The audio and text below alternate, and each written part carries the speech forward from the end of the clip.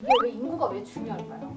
사람들이 줄면 생산 가능 연령 인구가 주니까 그런 측면에서 우리나라 경제 발전에 있어서의 문제도 있고 우리나라 인구가 없어지면 대한민국도 없어지기 때문에 당연히 인구는 중요한 게 아닌가 싶어요. 저희 인구과 사무과짐들은 다 자녀가 많습니다. 친절한 경제 돋보기 온라인 대변인 브리핑.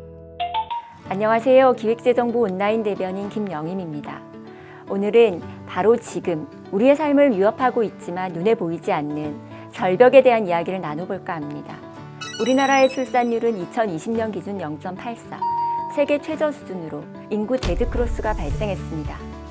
이러한 인구 구조 변화가 우리 경제에 미치는 영향은 무엇이고 우리 정부는 어떤 대비책을 마련 중인지 인구경제과 김범석 사무관님 모시고 알아보겠습니다. 안녕하세요. 안녕하세요. 경제구조개혁국 인구경제과 김범석입니다.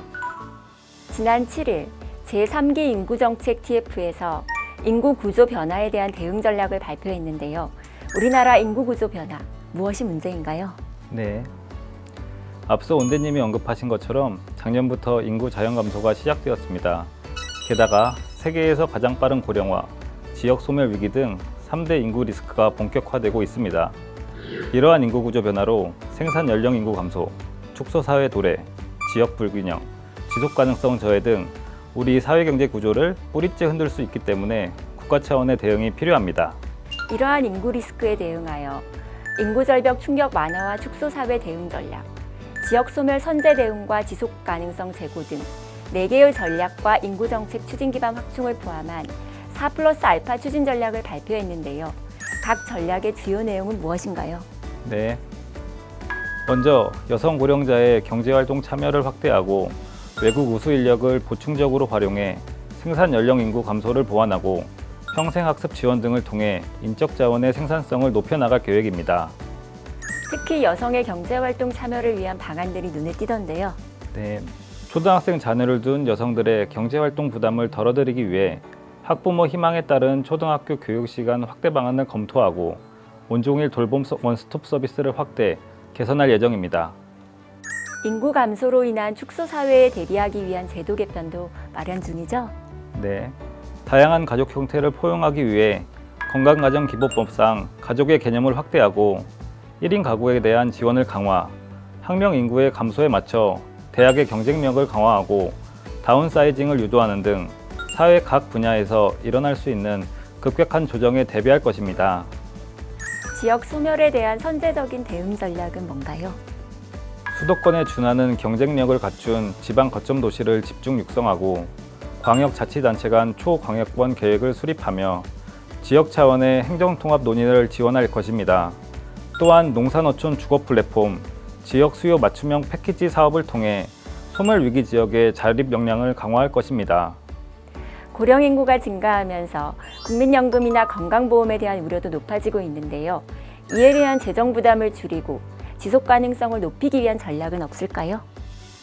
국민연금 자산 배분 체계 개선, 전문위원회 내실화를 통해 수익성을 높이고 요양병원 수가 개편, 건강생활 실천 지원금제 추진 등으로 건강보험 지출 관리를 강화하겠습니다. ICT를 활용해 고령층 중심의 비대면 진료의 발전적 방안을 마련하고 노인 돌봄 체계를 개편해 고령층 건강권을 보장할 것입니다. 지금까지 설명해 주신 4가지 전략의 플러스 알파, 마지막 전략인 인구정책 추진 기반 확충은 어떤 의미인가요? 네. 국책연구기관을 중심으로 인구정책 추진단을 구성, 운영하고 인구통계 추계 주기를 5년에서 2년으로 단축하는 등 인구통계 인프라를 개선하여 정책 기반을 고도화하겠습니다. 이를 통해 향후 인구정책에 대한 효과성을 높여나갈 것입니다. 지금까지 말씀하신 4+알파 추진 전략을 통해 달라지는 사회 모습을 계층별로 정리해 보았는데요. 함께 보시죠.